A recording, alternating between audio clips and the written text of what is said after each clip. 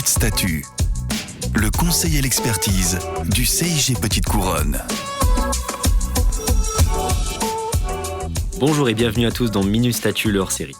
Que vos agents soient à quelques mois ou à quelques années de la retraite, des questions se posent. Mais une question se pose en particulier. Êtes-vous vraiment prêt ?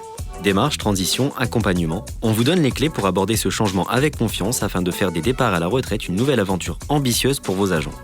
Ces questions, nous allons les aborder grâce aux témoignages inspirants et astuces concrètes de nos experts du jour. Madame Loubet. Bonjour. Madame Smondel. Bonjour. Madame Adouane. Bonjour. Et Monsieur Le Gouge. Bonjour. Minute Statut, le hors-série, c'est parti. Madame Loubet, dans le cadre de vos fonctions de gestionnaire au sein du service retraite au CIG Petite Couronne, quel constat faites-vous des départs à la retraite des agents publics ? Il y a eu beaucoup de réformes dernièrement. Le décret du 30 janvier 2025 est venu augmenter le taux de contribution employeur pour les agents affiliés à la Caisse nationale de retraite des agents des collectivités locales de 3 points par an à compter du 1er janvier 2025 pour atteindre 43,65% au 1er janvier 2028. Cela représente un surcoût important pour les employeurs locaux. L'objectif étant de limiter le déficit de la CNRACL et de pérenniser notre système. Le système de retraite, généralisé en 1945 en France, est un régime par répartition. Cela signifie que les actifs cotisent pour financer les pensions des personnes à la retraite. Pour la pérennité du système, il faudrait 2 cotisants pour un retraité. Or, ce rapport démographique ne cesse de diminuer depuis les années 2000 pour atteindre 1,4 en 2023. Cela explique les 4 réformes des années 2000. La loi du 21 août 2003, dite loi Fillon, qui prévoit l'allongement de la durée de cotisation de 37 ans et demi à 40 ans, extension de la décote créée en 1982 à la fonction publique, la loi du 9 novembre 2010, avec le relèvement progressif de l'âge légal de départ à la retraite de 60 à 62 ans, la loi du 20 janvier 2014, dite loi Touraine, nouvelle augmentation de la durée de cotisation pour atteindre 172 trimestres, soit 43 ans, pour les générations nées à partir de 1973, puis, la dernière, la loi du 14 avril 2023, relèvement progressif de l'âge légal de 62 à 64 ans, accompagné d'une accélération de la durée de cotisation, puisque les 172 trimestres seront nécessaires pour obtenir le taux plein pour les générations nées à partir de 1965. Aujourd'hui, les règles concernant le départ à la retraite, régulièrement modifiées, apparaissent comme complexes aux agents comme aux gestionnaires des ressources humaines. Les notions d'âge légal et de départ anticipé pour carrière longue, catégorie active, handicap ou encore invalidité permettant l'admission à la retraite sont souvent confondues avec les notions de trimestre, inclus, elles, 7 fois, dans le calcul de la pension, influant sur le montant de celle-ci, l'éventuelle décote, la surcote ou le minimum garanti. Par ailleurs, les fonctionnaires territoriaux ayant souvent une carrière mixte, cotisation au régime général et à la CNRACL, sont de futurs polypensionnés ouvrant des droits auprès de plusieurs caisses, 4 ou 5. Ils auront d'autant plus besoin d'être guidés dans leur parcours de départ à la retraite. À cette complexité s'ajoutent tous les autres enjeux qui se posent aux collectivités, tels que les générations de plus en plus nombreuses atteignant l'âge de départ à la retraite, il s'agit des papy-boomers, les questions de perte de compétences qui y sont liées, et donc de gestion prévisionnelle des emplois et des compétences, associées à la problématique de manque d'attractivité de la fonction publique à l'heure d'attirer de nouveaux talents. Toutes ces thématiques posent de nombreux défis aux collectivités locales et le CIG est là pour accompagner les gestionnaires et les agents de la Petite Couronne. Merci Madame Loubet pour ces précisions. Madame Adouane, quels sont les principaux défis que vous avez pu constater dans votre collectivité, à savoir le Conseil départemental des Hauts-de-Seine, face aux nombreux départs à la retraite ? Alors aujourd'hui, plus de 50% de nos agents ont plus de 50 ans, ce qui entraînera à terme un nombre croissant de départs dans les années à venir. Le défi principal est la continuité du service public, notamment pour les métiers nécessitant des compétences rares et difficiles à transmettre rapidement. Nous constatons également que le recul de l'âge de départ impacte l'usure de nos agents, avec un taux d'absentéisme des plus de 50 ans atteignant 5% de nos effectifs. Enfin, le manque de visibilité sur les départs à venir nous oblige à repenser l'accompagnement des agents en fin de carrière. L'autre enjeu est de mettre en place un accompagnement de qualité adapté à toutes les populations d'agents. Se pose alors la question des moyens humains à déployer. Vous avez évoqué le manque de visibilité sur les départs à la retraite et des problématiques de ce fait d'accompagnement. Qu'avez-vous mis en place au conseil départemental afin d'anticiper les départs à la retraite de vos agents ? Alors, notre approche repose sur 4 axes complémentaires. Le premier, fiabiliser nos déclarations sociales pour garantir des relevés de carrière à jour et limiter les erreurs administratives. Le second, donner aux agents les outils pour être acteurs de leur carrière avec une nouvelle page intranet dédiée, une FAQ, des procédures et des vidéos interactives, notamment sur la retraite progressive. Alors, l'axe 3 consiste à mieux identifier et anticiper les départs à venir. Nous avons mis en place des tableaux de suivi par âge et un indicateur dans les entretiens professionnels annuels qui nous permet de repérer les agents envisageant de partir en retraite dans les 18 mois et ainsi organiser la transmission des compétences. En 4e axe, un travail de fond est également entamé pour anticiper la remontée d'informations sur la carrière à partir de 50 ans, directement sur la plateforme dédiée PEPS. Madame Smondel, anticiper les départs est essentiel, mais comment travaillez-vous sur la prévention de l'usure professionnelle évoquée par votre collègue Madame Adouane ? Nous avons engagé plusieurs actions en ce sens. La finalisation d'un guide à destination des managers pour les aider dans l'accompagnement des agents après une longue absence. L'identification des métiers pouvant donner lieu à un reclassement et mise en place d'entretiens de mi-carrière pour les agents occupant ces postes, afin d'identifier les évolutions possibles. Le lancement d'une campagne de promotion du rôle de tuteur de PPR afin de mieux accompagner les agents en reclassement et leur permettre une transition plus sereine.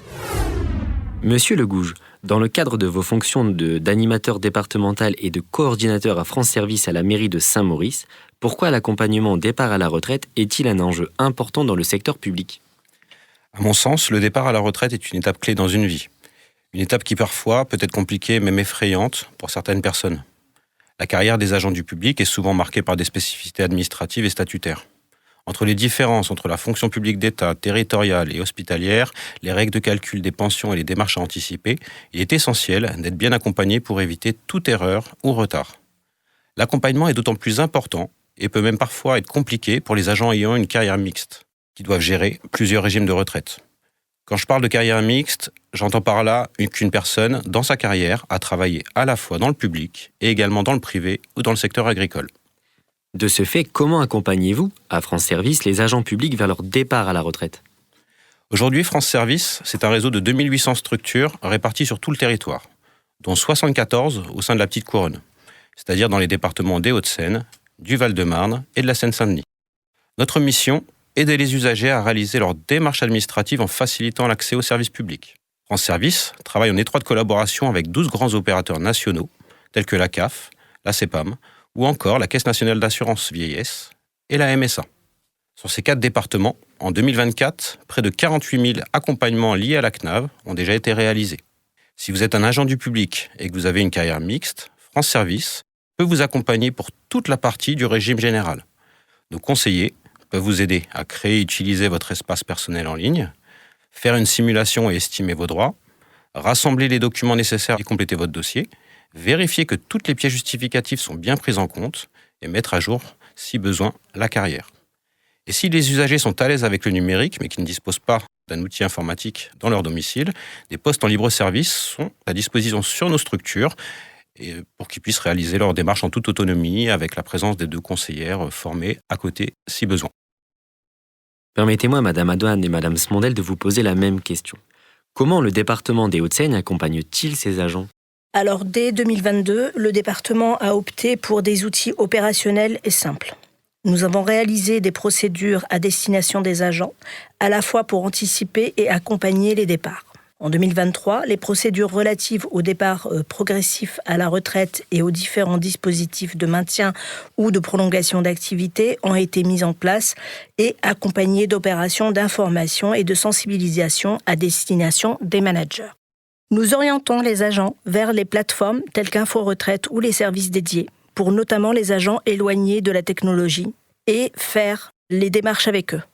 Nous accompagnons et aidons les agents à comprendre les estimations qu'ils ont faites directement en ligne. Et en 2025, Madame Smondel? Alors, le département a mis en place un plan senior dont les premières mesures se déploient progressivement. En 2024, nous avons organisé une journée d'information retraite qui a rassemblé 360 agents avec un taux de participation de 92% et un taux de satisfaction de 90%. Du coup, en 2025, nous organisons un forum retraite interne en partenariat avec le CIG, prévu le 9 octobre 2025. Ce forum proposera des conférences plus courtes et laissera plus de place aux échanges aux agents avec des experts pour évoquer leur situation individuelle.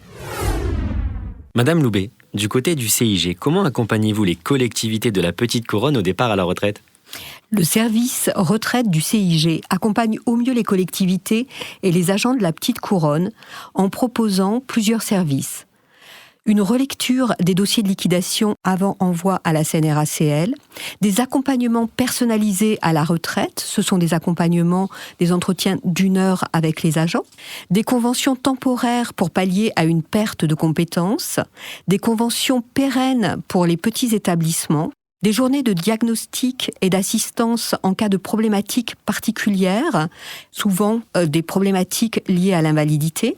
Depuis 3 ans, nous organisons un forum retraite à destination des agents des 3 départements, avec la présence des représentants des principales caisses de retraite, ainsi que des intervenants sur les thèmes du bien vieillir, de la santé, des loisirs. Je pense que nous avons tous un objectif commun: accompagner au mieux les agents dans cette transition entre la vie active et la retraite. Quelles sont les démarches administratives essentielles à anticiper pour un agent public avant son départ à la retraite, Monsieur Legouge? À l'approche de la retraite, il y a plusieurs étapes clés à ne pas manquer. Vérifier son relevé de carrière et signaler toute anomalie. Rassembler les documents nécessaires, bulletin de salaire, attestation d'emploi, justificatif de chômage ou de maladie. Déposer sa demande de retraite entre 4 et 5 mois avant la date prévue. Et vérifier si des bonifications s'appliquent. France Service accompagne les agents du public pour la partie privée en facilitant les échanges, notamment avec la CNAV et la MSA. Y a-t-il des erreurs fréquentes que vous observez dans les demandes de retraite et s'il y en a, comment les éviter? Parmi les erreurs les plus courantes, on retrouve souvent des périodes de travail manquantes sur le relevé de carrière, une mauvaise anticipation du dépôt de dossier entraînant des retards de paiement, une méconnaissance des droits liés aux bonifications, une mauvaise coordination entre les différents régimes de retraite ou le non-recours au rachat de trimestre alors que c'était possible. Nos conseillers aident à éviter ces erreurs en accompagnant des usagers à chaque étape. L'anticipation, c'est la clé. Bien conserver ses documents, bulletin de salaire, attestation, permet de gagner un temps précieux. Concernant les recrutements afin de pallier au départ à la retraite d'agents, quelle stratégie mettez-vous en place au département des Hauts-de-Seine pour éviter une perte de compétences avec le départ d'agents expérimentés? Nous travaillons sur un programme de mentorat pour favoriser la transmission des savoirs et valoriser l'expertise de nos agents, notamment dans les métiers en tension. Nous avons également mis en place un suivi prévisionnel pour anticiper les besoins en remplacement. Nous envisageons de rédiger des fiches de bonnes pratiques destinées aux managers pour les aider à formaliser des procédures et encourager le binômage afin d'éviter la perte de compétences rares. Par ailleurs, nous analysons les évolutions des métiers, notamment l'impact du numérique et de l'IA, afin de mieux préparer nos agents et adapter leur mission aux transformations en cours. Si vous aviez, Madame Smondel, un conseil clé à donner aux employeurs territoriaux qui préparent leur retraite, lequel serait-il? Informez vos agents. La retraite est un sujet complexe, mais plus il est vulgarisé et rendu accessible, plus les agents seront en mesure de se préparer sereinement. Intégrez la question de la retraite dès les entretiens professionnels afin de favoriser l'échange sur ce sujet et d'anticiper au mieux les départs à venir. Identifiez les métiers en tension et mettez en place, chaque fois que cela est possible, des plans de transmission adaptés. L'anticipation et la communication sont les clés pour garantir une transmission fluide et éviter les ruptures dans le service public. Et aux agents publics, Madame Adouane, avez-vous un conseil clé à leur donner? Alors, je leur dirais, soyez acteurs de votre carrière, soyez acteurs de votre retraite. Anticipez dès maintenant. Consultez votre relevé de carrière sur info-retraite.fr, contrôlez-le et faites les corrections nécessaires en amont pour éviter les démarches administratives lourdes en fin de carrière. Reconstituer une carrière peut être long et anxiogène, autant s'y prendre tôt et surtout informer votre employeur de votre prévision de départ pour qu'il puisse mieux vous accompagner et organiser la transmission de vos compétences. Monsieur Legouge ? Comme l'ont dit mes collaboratrices, anticipez. Ne pas attendre la dernière minute pour vérifier son relevé de carrière, poser les questions qu'il faut, rassembler les documents nécessaires. Et surtout, ne pas hésiter à pousser la porte d'un France Service. Nos conseillers sont là pour vous guider et vous accompagner dans votre démarche. Pour trouver la structure la plus proche de chez vous, rendez-vous sur france-service.gouv.fr, saisissez votre adresse et obtenez les coordonnées du point d'accueil le plus proche de votre domicile. On arrive au bout de cette émission Minute Statut hors série. Un grand merci à vous d'avoir participé à cet échange sur le départ en retraite des agents publics. Nous l'avons vu ensemble, la retraite n'est pas une fin, c'est un nouveau départ. Et comme toute aventure, mieux vaut être bien préparé. Tout est là pour que vous partiez l'esprit léger et l'envie d'écrire votre prochain chapitre. Que vous soyez un employeur territorial ou un agent à l'aube de votre départ ou à mi-chemin, une chose est sûre, vous n'êtes pas seul dans cette transition. Pour aller plus loin, n'hésitez pas à consulter les documents et liens utiles que vous trouverez sous ce podcast ou pour les abonnés au CIG Petite Couronne, en passant par notre site internet espace abonnés. Merci à tous de nous avoir suivis, on se retrouve le mois prochain pour un nouvel épisode de Minute Statut, le Zoom sur le CDI. À très vite. Minute Statut, le conseil et l'expertise du CIG Petite Couronne.